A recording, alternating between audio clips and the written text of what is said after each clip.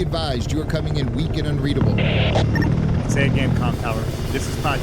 Do you read me over? Pacho, this is Com Tower. I read you Lima Charlie. Com Tower, Com Tower.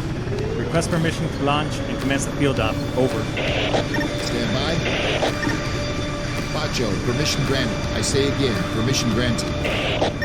Roger that. Launching podcast in 3, 2.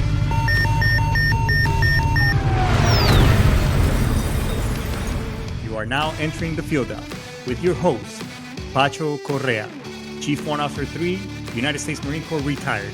Get some. Hurrah!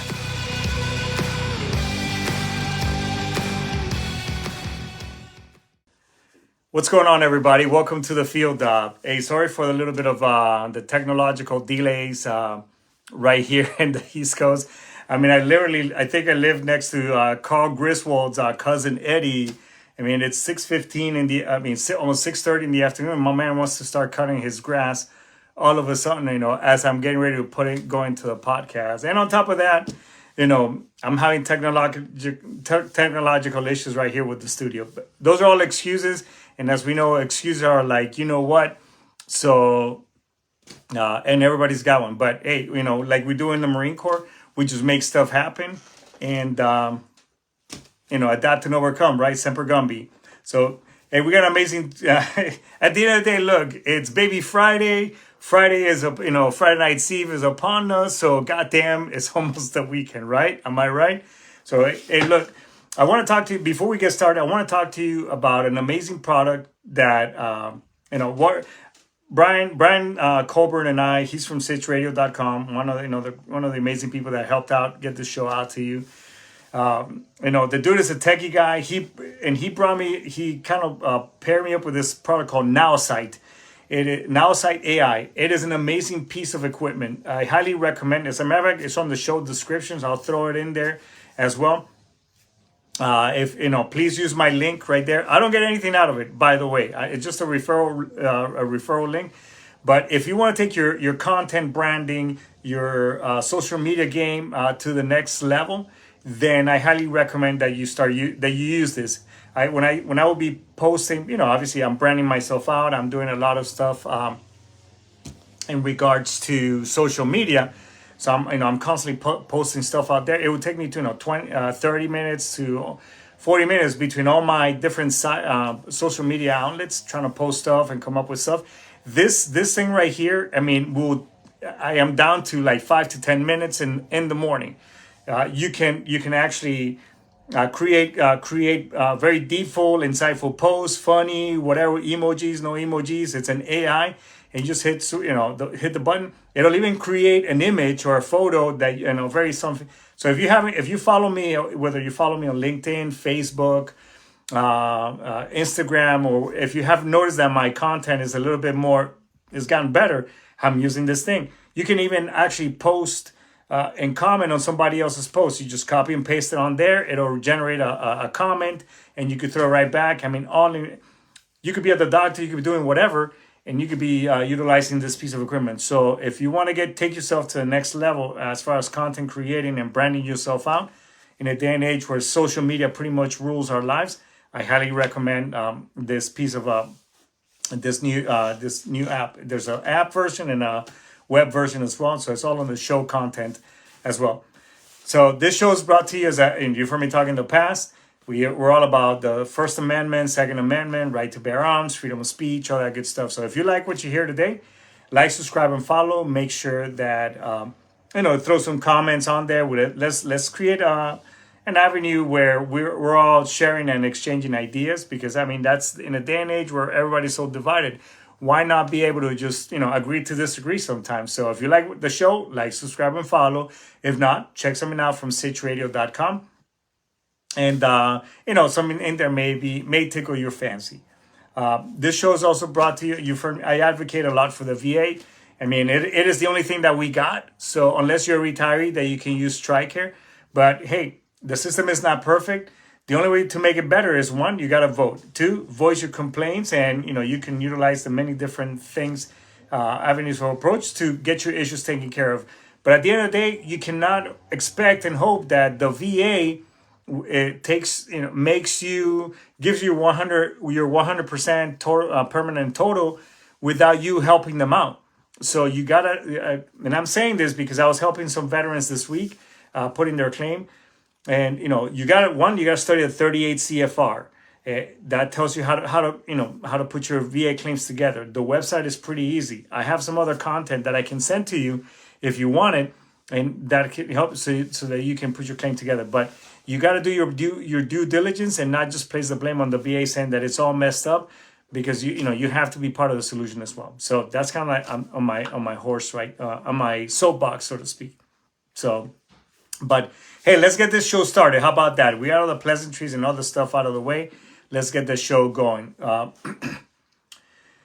So I remember, I think I talked about this, and I think one of our listeners, Larry Zipper, and one of my posts that I put in today, doing the show description. When we went to Iraq the first time in 2003, I was part of the permanent staff at a INI duty station. INI duty station for anybody else outside of the Marines. For my Army folks, you guys call it AGR. Basically, you're active duty personnel at a reserve command, and you make sure that they're set up for success for their drill weekends and so on and so forth. Well, back in those days, when the whole Iraq thing popped off, we actually this reserve command was stood up to basically make it happen, and basically everybody goes to Iraq, right?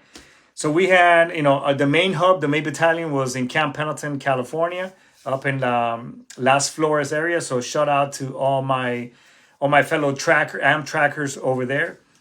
So not Amtrackers, I'm sorry, LAV folks, 4th LAR, and 1st LAR being over there. So, we stood up this reserve battalion. We had other companies, other components of that battalion. We had some in Utah, we had some in the East Coast. Anyway, so when we all got to Iraq, we all met in Kuwait. So anyway, so when you get ready to push out, and I'm kind of being a little bit more descriptive in case we got some civilian types listening to our show today. So, when you're getting ready to do, go cross the line of departure, the LOD, to go into combat or whatever the case, we divide into different convoys. We call those sticks. So my stick commander happened to be this captain from, I think it was Salt Lake, Utah. Is one of where, I forgot, I think it was either Delta Company or, anyways, the guy, he was a captain, and the dude had a freaking mustache. I mean, this thing looked like a womb broom. And my man had a big ass head. I don't know if for those of you, and I'm kind of dating myself, if anybody has ever watched the movie Spaceballs, remember the character Darth Helmet.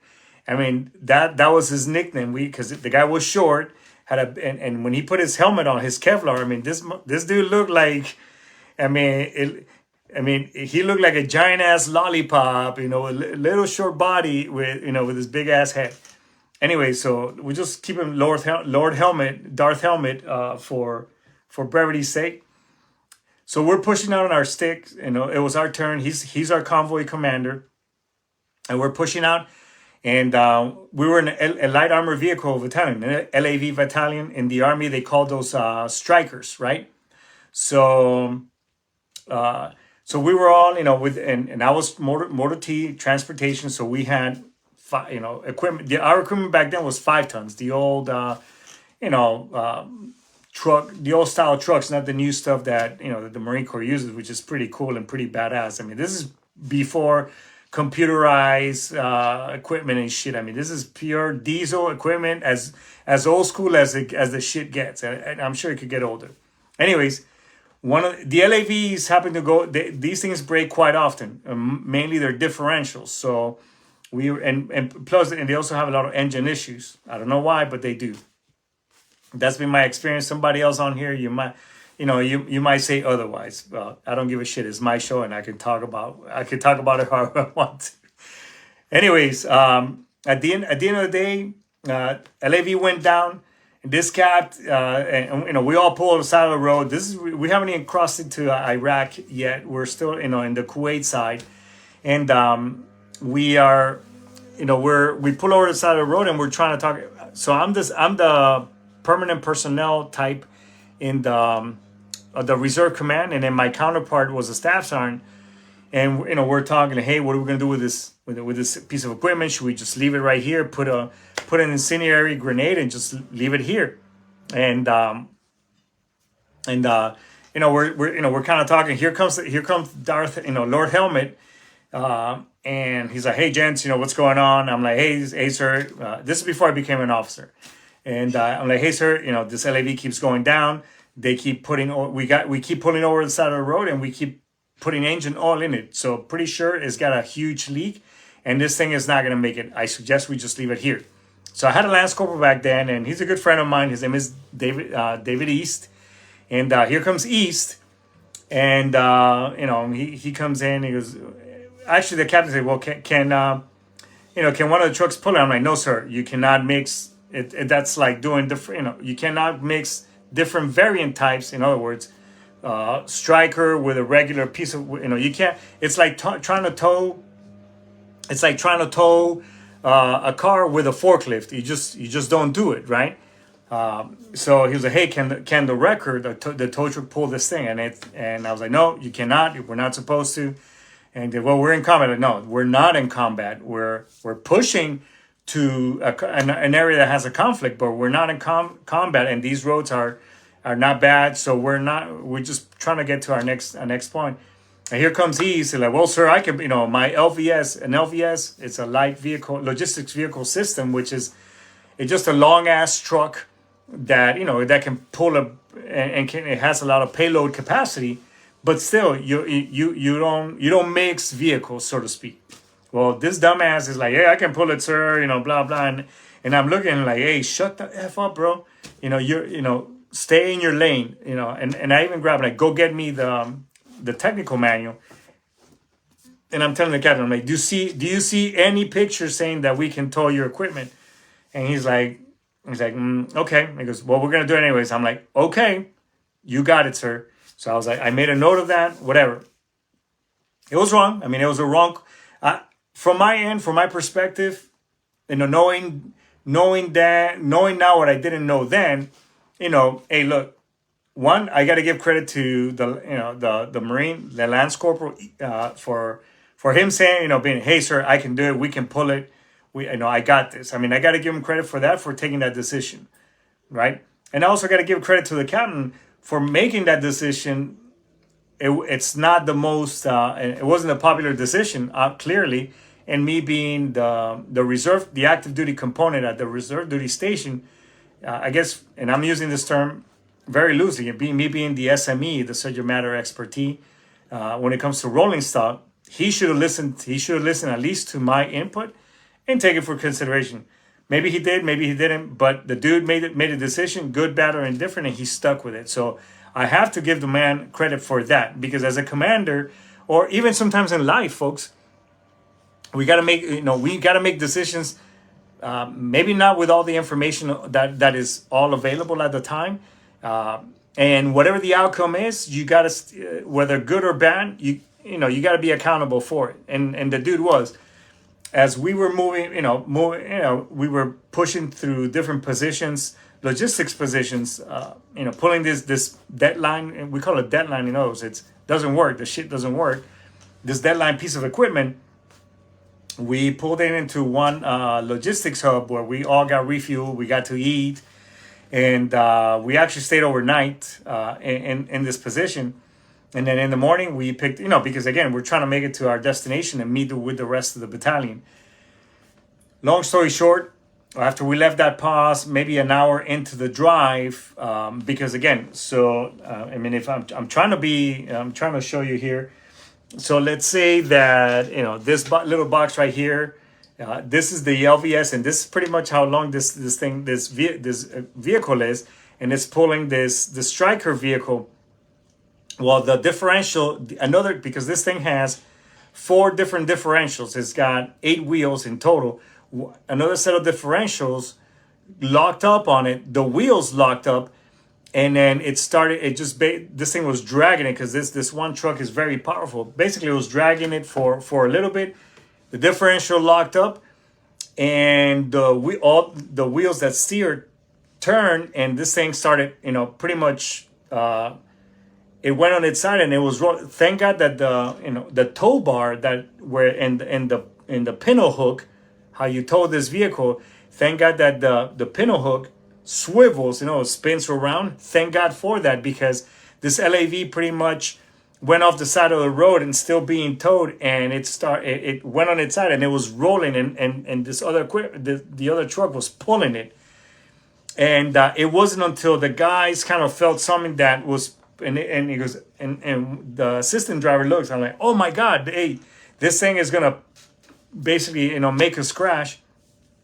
And the worst thing about it is that the guy that was pulling that, that had the big truck, he had 3 fuel pods.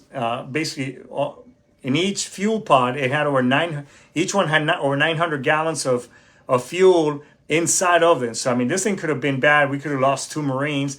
Thank God we didn't, and we just lost that LAV, and we at the end of the day we had to leave it. So we all pulled inside because we heard it on the radio. I was the lead vehicle, so I'm here running. I parked my vehicle, and I'm running back to that other piece of equipment, and I got my rifle, and I'm just screaming. One of the guys' his name was Frank too, as a matter of fact, and I'm screaming, "Oh, Frank!" And I'm hoping that, and as I run by, Lord Helmet here, and my other counterpart, the staff sergeant John Mestes. Shout out to John Mestes.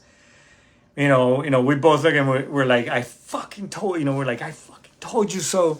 And the guy's like, shut up. So I run over there. We make sure that everybody's okay. We pretty much, I start documenting anything and everything, and to build, basically to report what happened. The rest of the drive, it didn't go. We didn't have any other hiccups. We did lose another vehicle along the way, but it was because we had some engine issues, which it does happen. I mean, in combat, anything and everything can happen. You think you're freaking prepared to pretty much you think that you can mitigate anything and everything, but I'm here to tell you that it ain't gonna happen. So as we got closer and closer to our end position, we're just kind of being like, oh my God, what else is gonna break down is basically was everybody's thoughts, and everybody's kind of pretty much shaken up. So when we got back over there, we meet up the rest of the convoys, the rest of the crew, and I went to find my officer in charge, my OIC, which at the time was our. He was I think he was a ordnance officer, chief warrant officer type, and say, hey sir, you need to hear what happened. And he's like, yeah, tell me all about it. And I here's everything that happened. I had already even, in a little green combat, our green monsters, what we call these little notebooks that everybody walks around in the Marine Corps. Every good NCO has a green monster. So I pretty much wrote everything and wrote my statement and say, hey, it was in regards to the captain. And I don't know what happened, whether he got, I don't think he got office hours or anything of the sort, because again, the point I'm trying to make here with, when you make a decision, you gotta be accountable. So, I what I see a lot, and when I when I worked in corporate America is, a lot of shit would happen out on the manufacturing floor, and on my previous job, things would happen on the shop floor, but nobody would take accountability for it. We had an incident where, if somebody was injured or anything, they would do, even the supervisors would do anything and everything to blame the piece of equipment, rather than to hold that individual accountable who stuck their hands into that piece of machinery where they lost a fingertip, or they fractured a finger, or they ended up injuring themselves for doing something that they shouldn't have. When they've been briefed, the information had been passed, but nobody wants to hold each other accountable.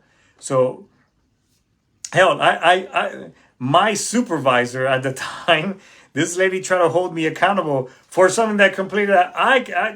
Look, we as service members, we're pretty much we good or bad. Most of us will own whatever dumb shit we do, but I'm not gonna own something that it's one. I was basically not set up for success, basically set up for failure. So, that I'm gonna stay. I'll be the first to say, hey, that shit ain't my fault. However, you know, in the past when I made calls, whether they're good or bad, and I'm not perfect because I made my share of bad call, but at the end of the day, I gotta own it. So, as any good leader will own whatever decision that they make. It is the burden of especially when we talk about, well, my colonel is messed up or the general is so effed up and whatever.